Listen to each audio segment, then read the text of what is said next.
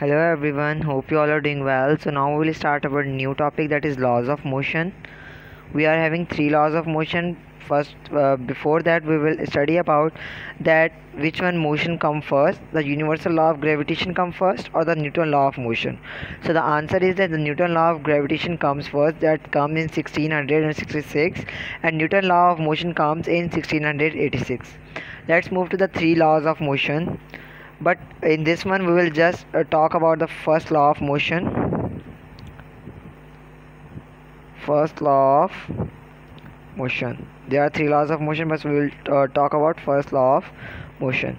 In first law of motion there are basically two parts. We are dividing it into two parts.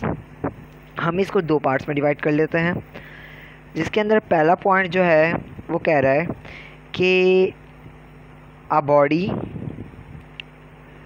is in rest will remain at rest, कि अगर कोई body जो है वो rest में है और वो रिमेन रेस्ट में ही रहेगी.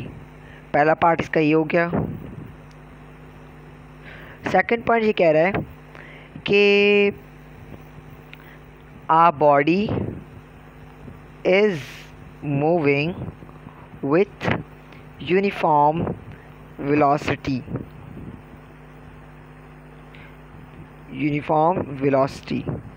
Okay, after that we are having one more word, that is continues to do so. It means कि ये जो लॉ होता है, थ्योरी जो है वो रिजेक्ट हो जाती है, मतलब ख़राब हो जाती है, मतलब कि रॉन्ग भी हो जाती है. ख़राब तो नहीं कह सकते, सॉरी, रॉन्ग हो जाती है. बट जो लॉ होता है उसके ऊपर शर्त लगती है बाकायदा, लॉ फिर बनता है. और लॉ कभी भी चेंज नहीं होगा, आप भले जहाँ मर्जी चले जाएं, आपको वर्डिंग दूसरी मिल जाएगी लेकिन लॉ हमेशा वही रहेगा. सो इसके पार्ट वन में कहा कि our body is in rest will remain at rest. अगर बॉडी रेस्ट में है तो वो रेस्ट में रहेगी. A body is moving with uniform velocity, और अगर कोई बॉडी है वो यूनिफॉर्म वेलोसिटी के साथ मूव कर रही है. कल हमने यूनिफॉर्म वेलोसिटी पढ़ा था, total equal distance and equal time. Uniform velocity के साथ मूव कर रही है and continues to do so ता क़यामत तक.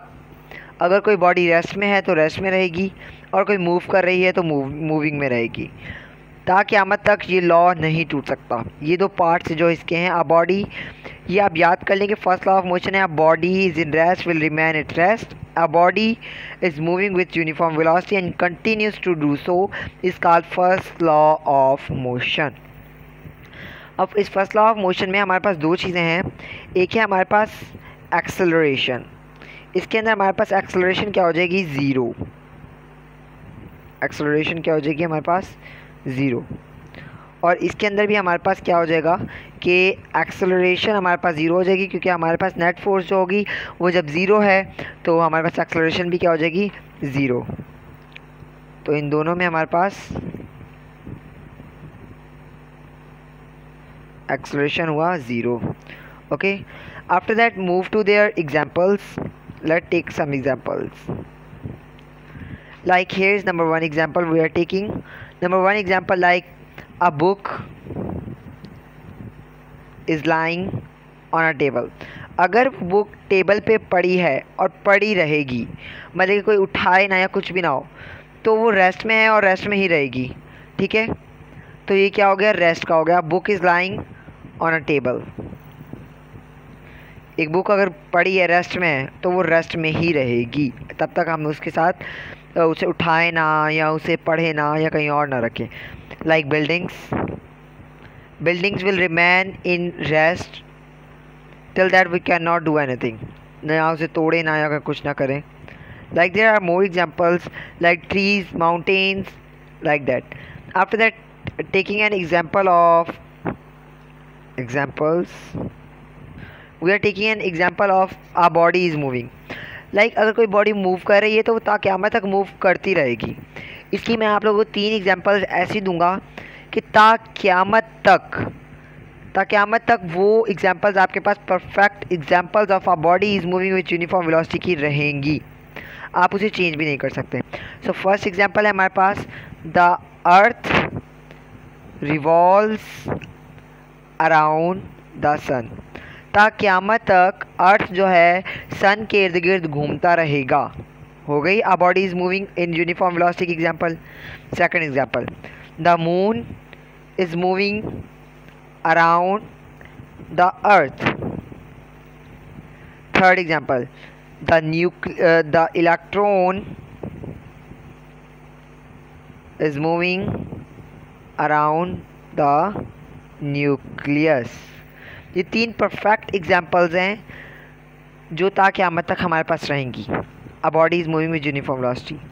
सो अब ये जो फर्स्ट लॉ ऑफ मोशन है हमारे पास, ये और साथ में कहलाता है लॉ ऑफ इनर्शिया। क्या कहलाता है? Law of inertia.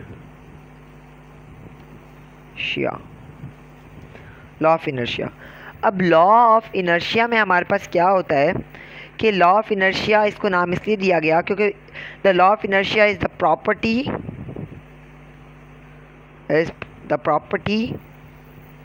Of matter. ये एक प्रॉपर्टी है मैटर की, by virtue of which body